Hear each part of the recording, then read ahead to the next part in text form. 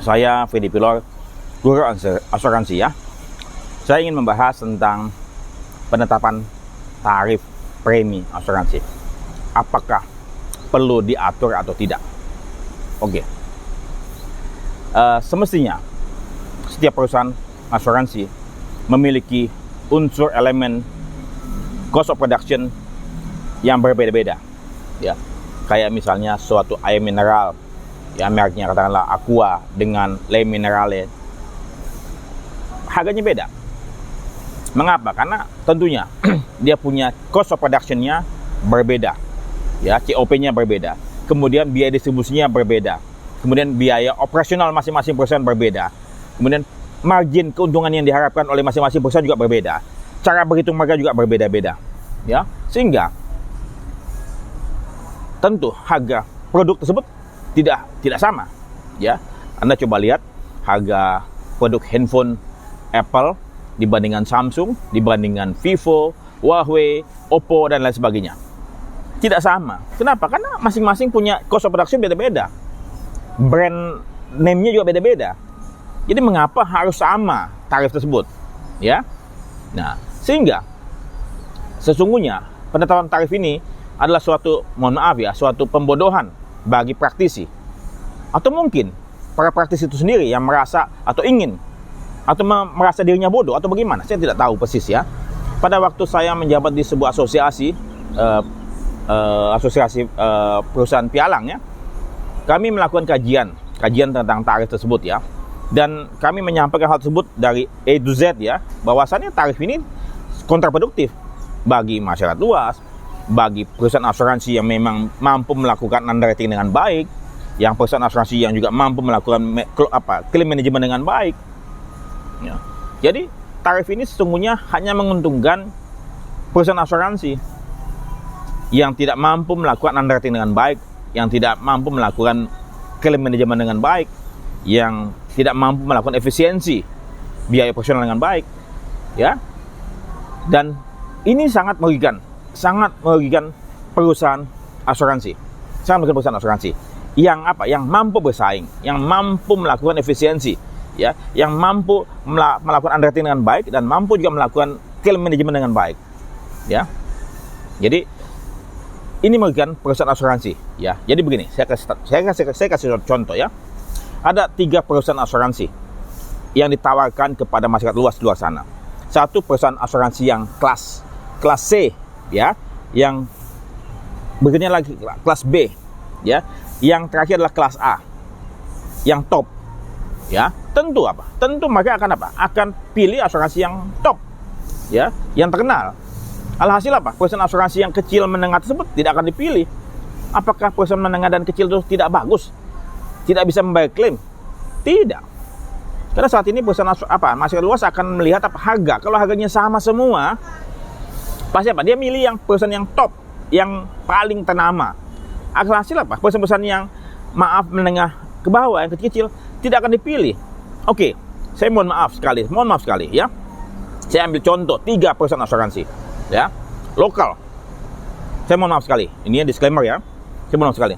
Katakanlah nasabah ditawarkan 3 perusahaan asuransi. Pertama, Asokamas, asuransi Asokamas. Yang kedua, Parolamas. Yang ketiga, Sinarmas. Dengan harga yang sama. Dengan harga yang sama. 3 perusahaan asuransi ditawarkan kepada masyarakat luas. Ya, Sinarmas, Parolamas, Asokamas. Siapa yang akan mereka pilih? Anda jawab sendiri. Saya balikin lagi. 3 contoh lagi ya, 3 perusahaan asuransi saya tawarkan kepada masyarakat luas. Yang pertama, ya, asuransi lokal mereknya D. Yang berikutnya lagi, asuransi lokal yang mereknya J. Kemudian saya tawar yang ketiga adalah Tokyo Marine atau Allianz. Siapa yang mereka pilih? Pasti mereka pilih apa? Yang ternama, yang ngetop, yang punya brand besar. Alhasil apa?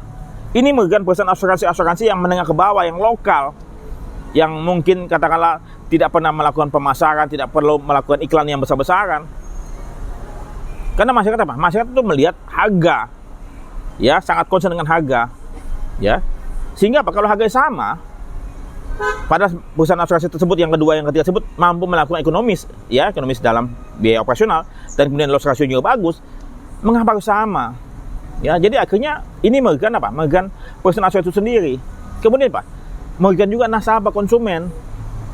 Mestinya konsumen bisa mendapatkan harga yang lebih ekonomis, yang lebih bersaing, tapi karena itu diikat, diatur, alhasil apa? Masyarakat tidak bisa mendapatkan penawaran yang terbaik.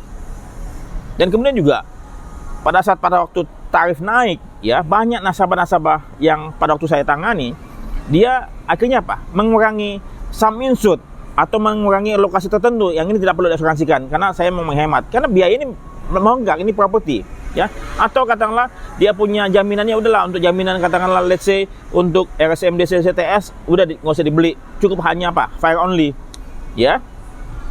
Bahkan ada yang lebih ekstrim, ya, nasabah tidak mau lagi beli polis asuransi kendaraan bermotor. Kenapa? Karena selama ini dia bayar premi 2 miliar, ya, 2 miliar asuransi kendaraan motor, ya, fleet, ya, dia bayar 2 miliar, ya. Kemudian loss ratio yang selama ini terjadi, ya, itu sekitar 1,8-1,9 miliar yang selama ini dia hitung, ya. Nah, tapi kemudian saat pada waktu premi tarifnya naik, dia mesti bayar 3 miliar asuransi kendaraan motor, 3 miliar, ya.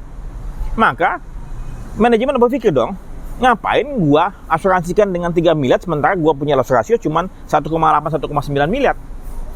Akhirnya apa? Mereka lakukan self-insured. Nah, jadi tolong Anda yang pembuat kebijakan, para stakeholder pemangku kepentingan, Anda berpikir dengan keras, ya. Agar apa? Anda tidak cuma sekedar mengementingkan Anda punya kelompok dan perusahaan Anda sendiri. Anda mesti memikirkan industri ini secara keseluruhan. Ya, sudah cukuplah Anda menikmati mencari nafkah selama puluhan tahun di industri perasuransian ini. Cukuplah, berikan kebaikan buat industri perasuransian dan buat masyarakat Indonesia. Ya, kenapa? Karena kita ini semua hidup tidak akan lama lagi kok. 10 tahun, 20 tahun, 30 tahun lagi. Apa yang Anda akan tinggalkan? Ya, Anda coba jangan cuma pakai mikir doang, pakai otak, tapi pakai nurani. Ya, pakai nurani supaya apa? Anda bisa selamat, Anda bisa sejahtera, Anda bisa bahagia. Lakukan yang terbaik. Bukan hanya untuk kepentingan perusahaan Anda sendiri atau industri Anda sendiri. Pikirkan seluruh industri ini. Saat ini sebenarnya banyak sekali teman-teman saya yang dulunya di underwriter, ya saat ini sudah menjadi broker, ya pikirannya berubah drastis. Dulu dia mementingkan perusahaan ini sendiri karena dia dapat gaji di perusahaan tersebut. Saat ini sebagai broker, dia punya mindset berubah. Ternyata apa yang gue lakukan salah selama ini, selama puluhan tahun. Gue telah melakukan kezoliman, melakukan hal yang tidak pantas. Ya, jadi saya mengetuk pikiran dan jiwa Anda, ya, mumpung Anda masih hidup. Lakukan yang terbaik buat industri ini, agar pada saat Anda mati nanti, Anda bisa bahagia, tersenyum, lepas, lega. Ya, tidak ada intensi apapun saya hanya ingin meninggalkan sesuatu yang terbaik buat industri ini, karena saya pun juga sudah bukan praktisi dan saya sebagai guru asuransi, sebagai pengajar, sebagai penulis buku, hanya ingin mengetuk Anda semua, ya, tidak terkecuali pembuat kebijakan ataupun pihak otoritas, semua pengurus asosiasi, pemimpin perusahaan perasuransian yang besar-besar itu, ya, top 10 ataupun top 30, ya, para pimpinan perusahaan pialang asuransi, penilai kerugian, para akademisi dan semuanya pemerhati, ya, tolong pikirkan baik-baik, duduk sama-sama, baca buku referensi-referensi yang ada, ya. Anda boleh untung, tapi jangan sampai katakanlah Anda merugikan orang lain. Anda boleh untung, sehingga hitungan Anda betul-betul benar, ada dasarnya, bukan ambil dari langit begitu saja, tidak. Ya, Anda harus betul-betul menghitung berapa Anda punya cost of production, berapa keuntungan yang boleh Anda dapatkan, Anda perolehkan, Anda bisa terima. Ya, maka data Anda mesti akurat. Oleh sebab itu, saya sangat mendukung sekali kembali kepada PMK 74, ya, tahun 2000 berapa tuh, 2007 atau 2000 berapa, zamannya Pak Isa Rahmat Tarawata mengeluarkan itu, ya, bahwa semua tarif asuransi kendaraan motor dikembalikan pada masing-masing perusahaan asuransi, ya. Jadi sekali lagi saya berharap industri ini dapat bertumbuh dengan baik, ya, lebih dewasa, lebih matang, tidak terbelakang dan tidak barbarian, ya. Mohon maaf bila mana ada kata-kata saya yang mungkin buat Anda tersinggung, tapi tidak ada maksud saya untuk menyinggung Anda semua. Saya mencintai industri ini. Saya berharap industri ini setelah saya tiada dapat jauh lebih baik, jauh lebih dewasa, jauh lebih bermartabat dan bermanfaat buat masyarakat luas. Saya Fedi Pilor dari McD di Kelapa Gading, Mall Arta Gading, tanggal 22 Juli 2024. Salam buat Anda semua, terima kasih.